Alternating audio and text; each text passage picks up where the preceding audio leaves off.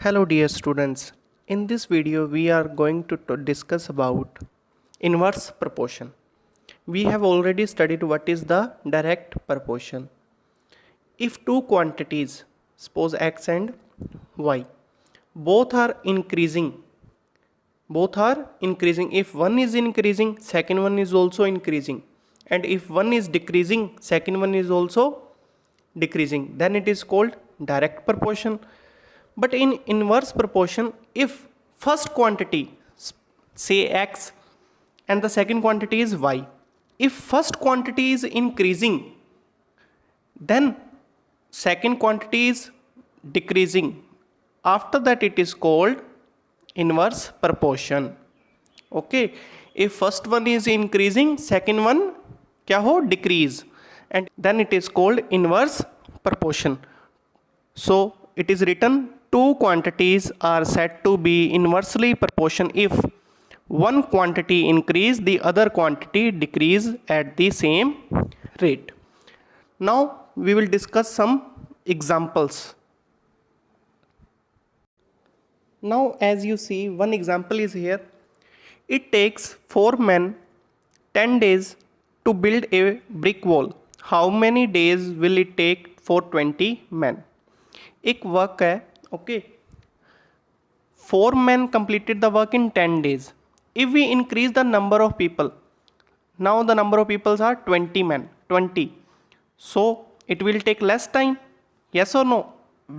We are increasing the number of people and the time is decreasing. So this is the example of inverse proportion. As it is written now, the more men employed, the less time it takes to build the wall. If we increasing the men, okay, increasing the number of people, then the time is decreased. Time will be decreased, yes or no? So this is the example of inverse proportion. I hope you got the point. If one is increasing, first quantity is increasing and the second one is decreasing, then it is called inverse proportion. Now move to the exercise 13.2. The question number 1 of exercise 13.2. The question is, which of the following are in inverse proportion? We have already discussed inverse proportion, that whenever we are taking two quantities and one is increasing and second one is decreasing, then it is inverse proportion. So let's check first part is inverse proportion or not. The number of workers on a job and the time to complete the job. As we increase the number of workers, so it will take less time to complete the job now. One quantity is increasing, second one is decreasing. So yes, it is the inverse proportion. You can write like this.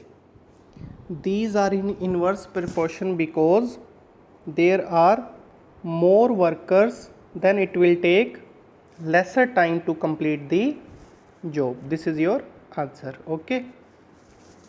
Now the second part is the time taken for a journey and the distance travelled in a uniform speed. So suppose the time is increasing. In 1 hour we are covered 40 kilometers. So in 2 hours we will cover 80. In 3 hours 120. So as the time is increasing, distance covered is also increasing. So it is not a inverse proportion. This is direct proportion. Okay. You can write like this. No, these are not in inverse proportion because in more time we may cover more distance with the uniform speed. The answer is written here. Okay. Now the third part, area of cultivated land and the crop harvested. Very easy. As the area is increasing, area increase होगा, then crop भी, quantity of crop will also increasing ना, direct proportion, because as more area, so more quantity of crop may be harvested. Okay, so this is also, third one is also direct proportion, not indirect proportion. So the fourth part is the time taken for a fixed journey and the speed of the vehicle. Now as we increase the speed of the vehicle, it will take less time to complete the journey na.